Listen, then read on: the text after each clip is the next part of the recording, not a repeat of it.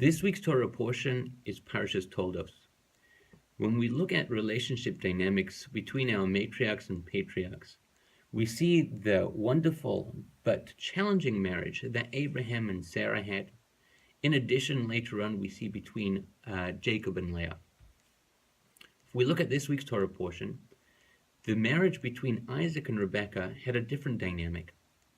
We see the story that manifests itself in this week's Torah portion, where Jacob asks his oldest son, Esau, to go and bring back some food from the field.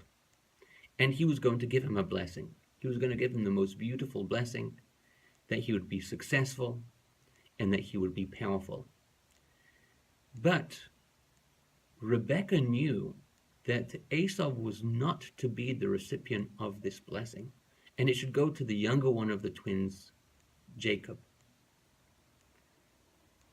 And that's what happened. Rebekah is able to put a plan together that Jacob would receive this blessing.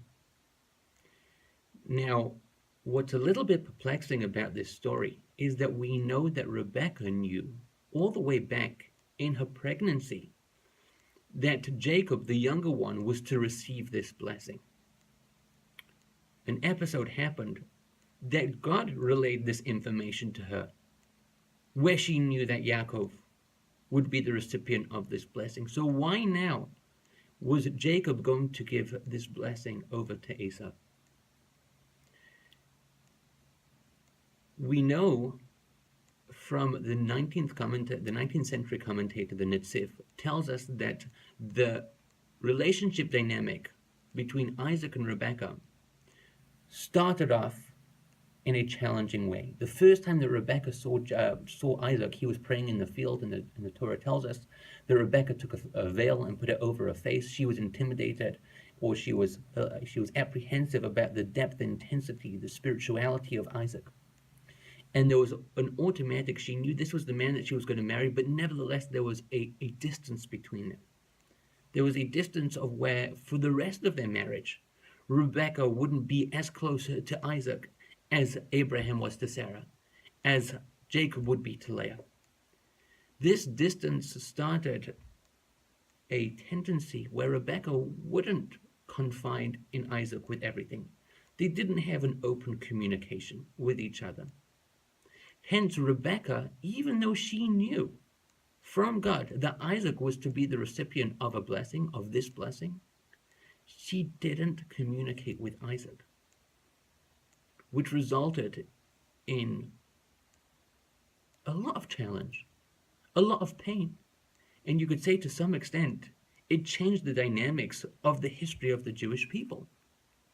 Because what happened was, Rebekah, once she was able to put this plan together and Jacob was to receive this blessing, it created a lot of tension. Esau came, his brother, and he wanted to kill Jacob for the majority of the rest of his life. It created such tension that Jacob had to move away for 20 years, didn't see his mother Rebekah for 20 years. All of this resulted because Rebekah didn't communicate something to Isaac. Hashem gives us the ability to be able to speak, the ability to be able to communicate. And we see that this one lack of communication resulted in challenge, in heartbreak, in something that a simple communication from Rebekah to Isaac would have changed the entire narrative of this part of the Torah. The message that we can see from this is that when it comes to communication, it's an art. It's a challenge sometimes. But by being able to start mastering it, a lot of pain can be averted. A lot of circumstances can be prevented by communicating. We see the Torah as a guidebook. There is no better example now in this week's Torah portion of where communication is the title, where communication is the message Hashem is teaching us, and that this Torah aspect, this Torah portion, we can learn from. When it comes to us as individuals, being able to learn how to be able to communicate can improve the relationships we have with everyone, can improve the relationships we have with our spouses, with our family, with our communities, and as a nation as a whole. Let's take a step back and try and communicate as effectively as possible, which will only benefit us as individuals and everyone around us. Have a good Shabbos. Shabbat Shalom.